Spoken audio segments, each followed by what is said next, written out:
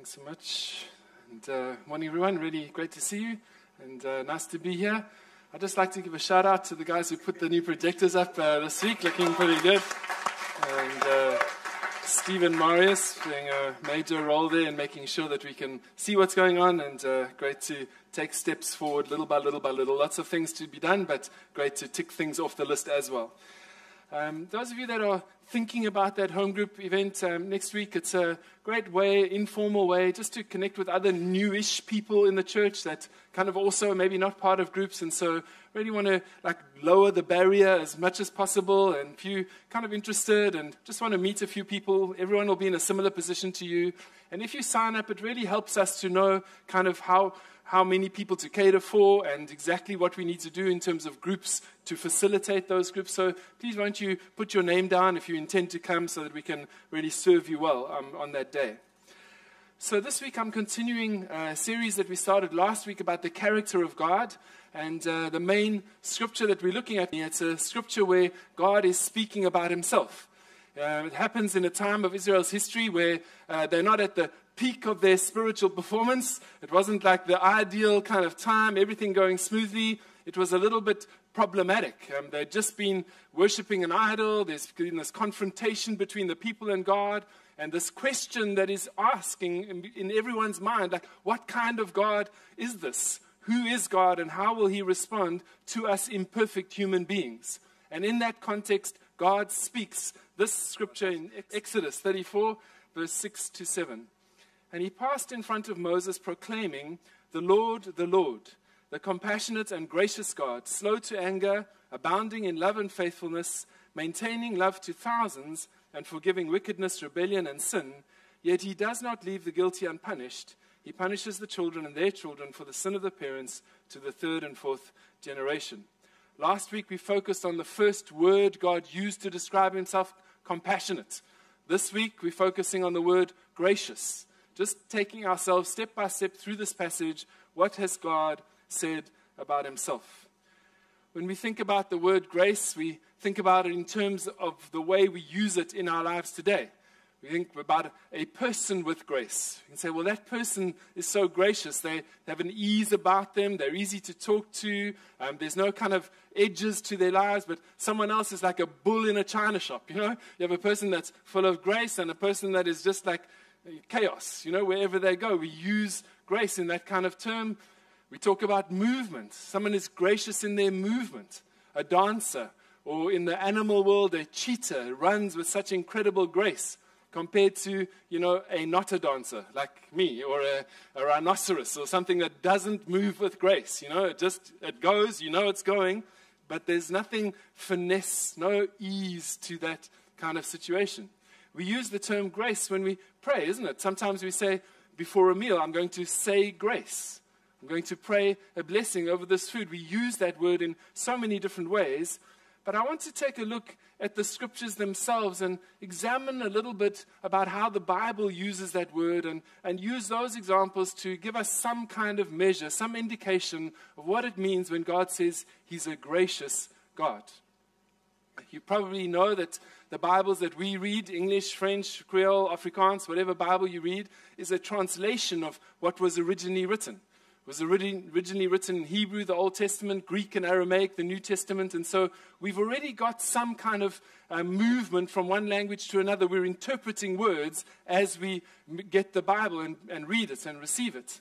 And so some of the ways in which our word that we use for grace is also translated is the word favor. Sometimes it gets translated favor in the Bible. Means that someone is favorably disposed towards you. Someone shows you favor. Someone is kind to you. Someone is looking to you to bless your life. That's the same word, the same grace. Sometimes it's got a connotation of a gift, a gracious gift, a kind gift. It's a gift given to delight you, or to because of someone's delight in you. That's how the Bible uses that word and translates it in different ways. But perhaps I can just tell some of the Bible stories that use that word, and we can learn something from those stories. Old Testament at the moment I'm looking at, and there are 4 stories I want to just briefly describe and see how that word grace is used. The first one is the story of Lot, Sodom and Lot. It's not a verse that we often go to in our public reading of Scripture or even in our private reading of Scripture. Sodom and Gomorrah, we tend to, okay, well, I'm not too sure what to do with that. But today I'm going to go and have a look at that little scripture about Lot and his relationship with the city Sodom. The Bible tells us it was a very wicked city and there was a lot of evil there, and it kind of was living outside of God's way and God's plans. And God had decided that he wasn't going to live with that city any longer. It was going to be punished for its sin. But in the process of moving towards that situation, Abraham, this great servant of God, pleads with God. He has this kind of negotiation with God. He says, God, if there's some righteous people in that city, surely you're not going to wipe it out. I mean, surely if there's 50 or if there's 40, and he goes through this whole negotiation and he ends with 10. He says, surely if there's 10 righteous people, you're not going to take the city Sodom out. And God confirms, I won't take it out. If there are 10 righteous people there, I won't pour out my judgment even on all that wickedness. It turns out there were only 4. Lot, his wife, and his 2 daughters. And God is determined to protect them from harm, that he's planning to judge the city. And it's kind of a really incredibly difficult time because there's a riot in the city and it's hard for them to get out. And it's just like wickedness is kind of knocking on the door of Lot and his family. But God is determined to rescue them. In Genesis 19, verse 16, it says, when he hesitated, the men grasped his hand and the hands of his wife and his 2 daughters and led them safely out of the city, for the Lord was merciful to them. As soon as they had brought them out, one of them said, flee for your lives, don't look back, and don't stop anywhere in the plain. Flee to the mountains, or you'll be swept away. But Lot said to them, no, my lords, please. Your servant has found favor in your eyes, and you've shown great kindness to me in sparing my life. But I can't flee to the mountains. The disaster will overtake me and I'll die. Saying, I can't go too far. Just let me go somewhere close. But he says to them, you've shown me favor. You've shown me favor. You've been gracious to me. Here I was living in this wicked city and wickedness was knocking on my door. There was a riot on that day. It was like chaos and just threatening the existence of their lives. And you've shown me kindness. You've been gracious to me. You rescued me out of that city. You were gracious to me. Here's another story. Jacob and Esau, 2 brothers, twins. Both of them had character issues. You can read about it in the Bible. Neither of them were particularly nice young boys. But the situation between Jacob and Esau becomes terribly strained. Jacob tricks his brother out of his birthright. He negotiates kind of to get the birthright from Esau. And then, just near the time when the father was going to die, Jacob deceives the blind father, covers himself in his brother's clothes, and steals the blessing of the firstborn. And then he runs for his life. He spends 20 years with his uncle, far away from his brother Esau that was threatening to kill him. And then he makes his way home. And Jacob is heading back towards where Esau lives. And he hears that Esau is on his way to meet him with an army of 400 men. And Jacob is not confident. He's a little nervous about this brother of his that's so angry, or was so angry, coming towards him. And he begins to send gifts. Says to his servants, okay, you take some sheep. And then the next, okay, you take some goats. Okay, you take some oxen, or whatever it is. And he just sends gift after gift after gift ahead of him, hoping to appease his brother Esau. And the Bible tells us that when they actually met, Esau threw his arms around his brother Jacob. He forgave the offense completely. There was this moment of reconciliation between Jacob and Esau, even though Jacob didn't deserve it. He didn't deserve that kindness. He didn't deserve that forgiveness because he had tricked his brother out of so much.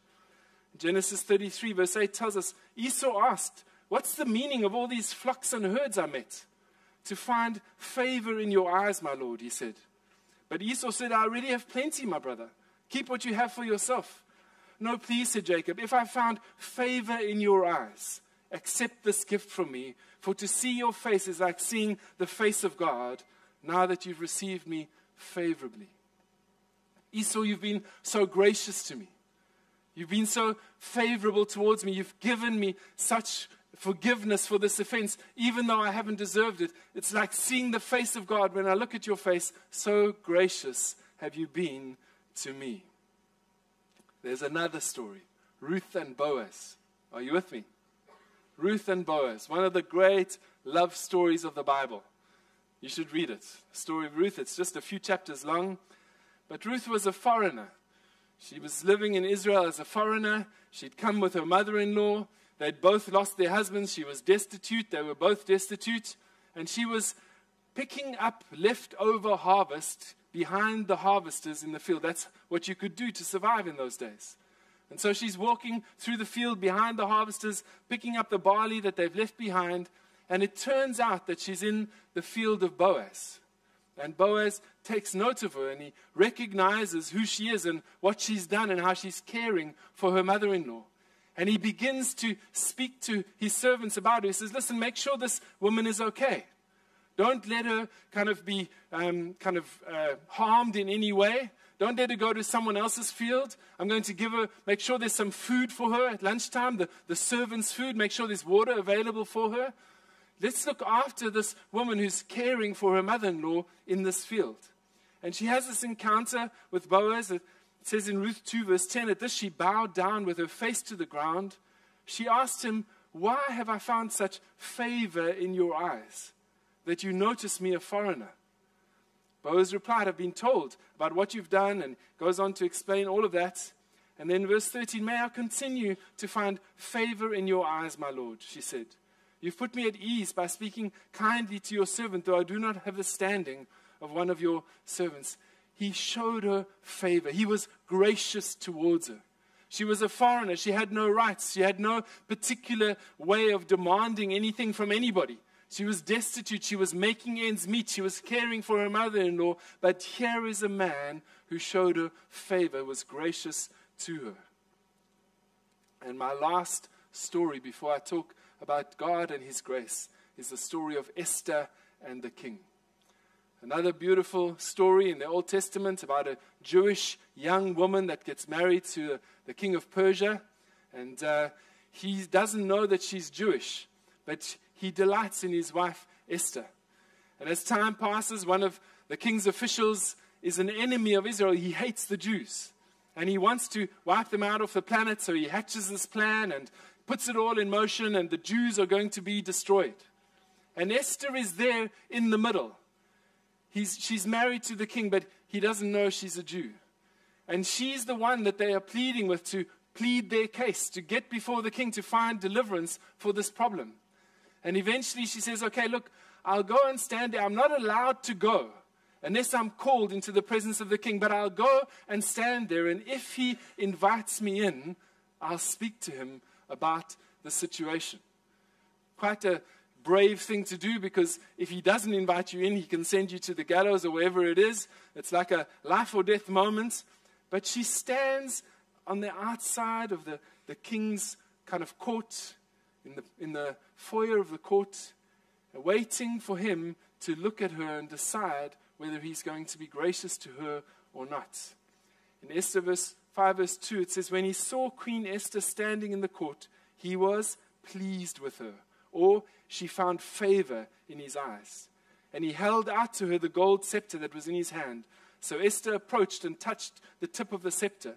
Then the king asked, what is it, Queen Esther? What is your request? Even up to half the kingdom, it will be given to you. She goes through a series of banquets where she invites the king and this enemy, and eventually she tells the king what's going on and just asks him for favor. The queen answered, if I found favor with you, your majesty, and if it please you, grant me my life. This is my petition, and spare my people. This is my request. If I have found favor with you, king, grant me my life. Bless me. Show me your graciousness by preserving my life. Are you with me so far? 4 stories. We've got the one about Lot, he was graciously prevented from suffering harm in the wicked city. We've got Jacob, who was graciously forgiven by Esau, even though he didn't deserve it. We've got Ruth, who was a foreigner, who had no rights, who was graciously shown favor by Boaz. And we've got Esther, who had a great enemy planning to destroy her and her people, and she was shown grace by the king in order to save her life. We'll come back to those little points just now. Of course, the greatest revelation about God in the Bible is Jesus. The Bible tells us itself. It says that Jesus is God made flesh. It's like all the other things are words about God, but when we look at Jesus, we see God in the flesh. They're made visible. All the things that we know about God are made visible in the life of Jesus. Whether it's compassion, as we looked at last week, or whether it's righteousness, or whether it's power and healing, and everything we know about God is made visible in the life of Jesus, including his grace. And when it talks about grace in terms of visibility in the life of Jesus, it's not just kind of in the little one thing that he did here, or one thing that he did here, or we can see it in this miracle, or we can see it in that teaching. It's the whole story of Jesus that makes God's grace visible. He came into a world that was wicked and kind of really didn't, rejecting of God, really didn't want to know God, or really didn't want to know what Jesus had to say. He came into a world that was kind of foreigner. He was a foreigner in this world, an alien in this world. He came into a place where kind of there was a sense in which opposition to him. He was eventually put to death. There's this kind of desire to put out Jesus. And so this whole sense in which everything Jesus did is demonstrating God's favor into this world. Everything that Jesus did is demonstrating God's favor into this world. The Bible describes the Jesus message always in terms of grace. The scripture in Ephesians 2 verse 4 mentions grace many, many times. It says that we were dead in our transgressions and sins, but by grace we have been saved. God raised us up with Christ in order that in the coming ages he would show the incomparable riches of his grace. All this work of the gospel is about grace. For it is by grace you've been saved, through faith. It's not from yourselves, it is a gift of God. And so God, the gracious God, sent the Son Jesus, this gift of grace, into this world in order to show us favor. In order to give us an opportunity to come to know him and to live with him and to walk with him in our lives. And how can we consider this picture of grace? We can consider it like this. We were like Lot, living in a city that was wicked, where kind of wickedness knocks on your door every day, isn't it? Some kind of temptation or some kind of thing that kind of draws us away from a righteous life. We live in a world that is not godly, that is dark. There's many dark things about this world. And sometimes that darkness comes knocking on your door. Sometimes it seems to overwhelm your whole life. And sometimes it feels like, how on earth can I live any different to this world? How can I be different? How can I not be just swept up with the tide in which I live? And God's grace in Jesus is that he came to us like those angels came to Lot, and he rescued us from the wickedness that's knocking on our door, that the work of Jesus saves us from the wickedness around us, keeping us safe in his hands, keeping us in a right relationship with God so that we don't get swept away with the wickedness around us. What did Jesus do? How did he display his grace? Well, it's like we were Jacob on our way back to meet Esau. We definitely have offended God in some way in our life. We definitely have done something that is rebellious against his authority, that is unrighteous according to what his standards of morality are. We definitely have thoughts that are not holy. We've definitely not done things that we should have done. Every one of us can look at our life and say, look, I've done something that's offensive to God. And even if we want to make our way back to God and we're seeking God and we desire somehow to get a relationship with God, on our way back, seeking God, we can be overcome with the sense that we don't deserve anything from him. We don't deserve anything from him. Why should he be kind to us? Why should he forgive us our sin? But we find when we meet him in the person of Jesus that it's like the Father has thrown his arms around your life and my life. It's like He's embraced us with this complete and utter forgiveness of our offense, that He's willing to take us back into His family, and that is through the work of Jesus, the grace of God through Jesus. What is our salvation like? The grace of God? We're like Ruth, foreigners to God. Maybe having some spiritual barrenness in our lives, a sense of poverty, spiritual poverty about us. Maybe trying to pick up a crumb here or there, praying a prayer, reading a Bible verse, maybe exploring many different religions, trying to find some spiritual nourishment somewhere in our lives. That's what we're like until Jesus comes. Until Boaz shows favor, grace to us, and we receive this grace of God who welcomes us into His country. Lets us live in His field. Lets us eat of His food. Surrounds us with His servants. Protects us from harm. And He makes a home for us, even to the point in the story of Ruth where He covenants with her and brings her in as His wife. We were foreigners, but in Jesus, God has shown us grace. Like Esther, we have an enemy. The enemy is violent, vicious, and may not like stories about the devil or things like that. I don't really like them myself, but I know that there is an enemy. There is an enemy that wants to destroy life and just rob and to kill and to destroy. That's what the Bible says. In the story of Esther, there was a physical man who wanted to wipe out the Israelites. She had an enemy. And she needed favor. She needed the gracious answer of the king to show her his scepter and to say, I will protect you from your enemy. I will stand against the enemy on your behalf. I will take the enemy out. I will prevent your people from seeing harm. And it's like that when we come to the Father through Jesus. It's like He's saying, I will fight your battle. I will conquer sin. Even though the best efforts that you will ever have, you will never meet my righteous standards. And the battle against sin and the temptation that does come into your life, I'll beat it. I'll live the perfect life. I'll overcome every temptation common to man. That's what the Bible said. I'll do it. And then I'll defeat death. And when death comes to take you and you have the sense of will I be okay in the life after this one? And am I going to make it? Will there be another life for me? I will conquer death and you will be guaranteed a life beyond the grave. I'll take your enemies out. And I'll give you the opportunity to live a life of peace. We talk about the grace of God, God's graciousness towards the human race. It comes through the person of Jesus. It comes through the work that He's done. It's come as a gift from heaven into our humanity. But we can understand it a little bit better by looking at some of those stories in the Old Testament and saying, well, I'm like that. But God has been gracious to me. God has shown me favor when I don't deserve it. God has given me kindness. God has taken delight in me, even though I may not be worthy. But the amazing thing about grace is that it doesn't even stop there. It just gets better and better and better. The Bible speaks in the New Testament about grace that is growing. Like it says, when sin increases, grace increases all the more.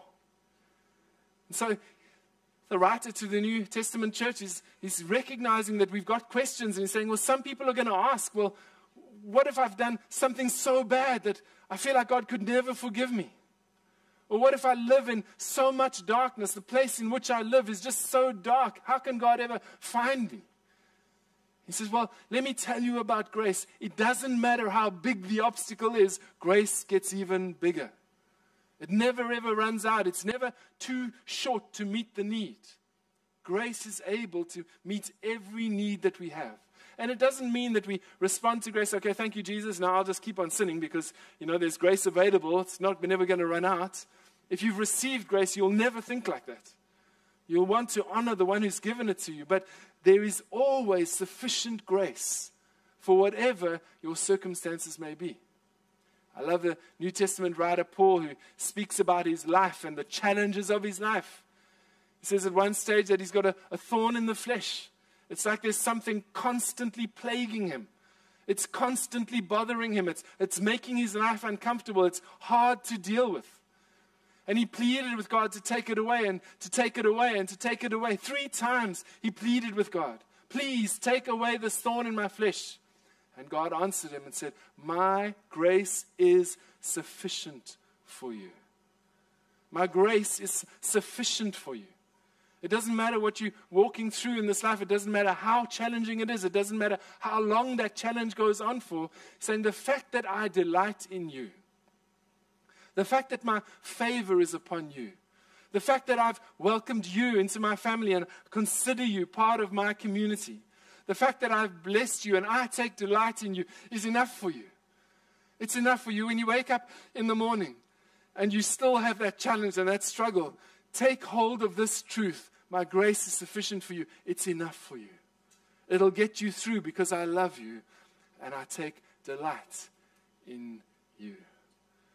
I can't, the way the New Testament speaks about grace, it's like they can't emphasize grace enough. Every letter you read in the New Testament, whether it's Ephesians or Colossians or Thessalonians, wherever you go, every letter you read, there's an introduction, very greeting right at the beginning. Almost all of them, they use these words, grace and peace to you. Grace and peace to you. It's like the writers of this New Testament, this Bible of ours, they considered grace so valuable. Considered grace such an essential component of what it means to be Christian. Considered the understanding of grace so important to the Christian life that they would greet each other with those words, grace and peace to you. Grace and peace to you. May grace be upon you. May God's favor rest upon you. May God delight in your life. May that delight overcome everything that you struggle with. May that delight be your reason that you don't feel like a foreigner and a stranger to God. May that delight be a reason that you know that your offenses are covered and that God's grace is extended towards you. May that delight protect you from harm, deliver you from evil. May God's delight, His favor, rest upon you all the days of your life. That word grace is an incredible word. I wish I could do it more justice today. I wish we could explore that word with just greater levels of insight and depth. I wish we could sing that song, Amazing Grace, and let it go through our mind over and over and over and over again. Amazing grace. How sweet the sound. Saved a wretch like me. I once was lost, but now I'm found, was blind, but now I see. I pray, let me pray. Father, your word is so rich, so powerful. It so changes our lives if we get it, if we grasp it, Lord. The stories in your word are so impactful when we understand them in the light of who you are and how you relate to us, Lord. And Lord, even though we stumble along and are not eloquent, Lord, to describe the things that you do for us, Lord, I pray that still we'd understand them better. I pray, Lord, that this morning you would help us, Lord, to change our thinking where we thought about you in a different way to what you really like.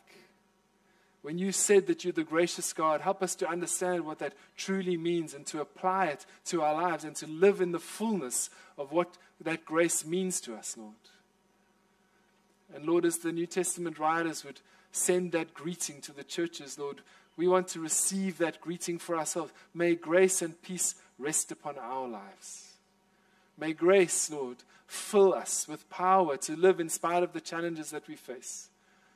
May grace, Lord, deliver us from evil, and may grace enable us to live in a better relationship with you all the days of our life. We pray these things in the name of Jesus. Amen. Amen. I want to thank you so much for listening. Thank you for the worship today, which is really amazing, Candace and your team. I really hope that you'll stay and stick around with us, have some tea and coffee, get to know some people, and sign up at the clipboards there for a team if you want to get involved. Join us for the home group next week. But God bless you. Have an amazing week, and thank you for being here today.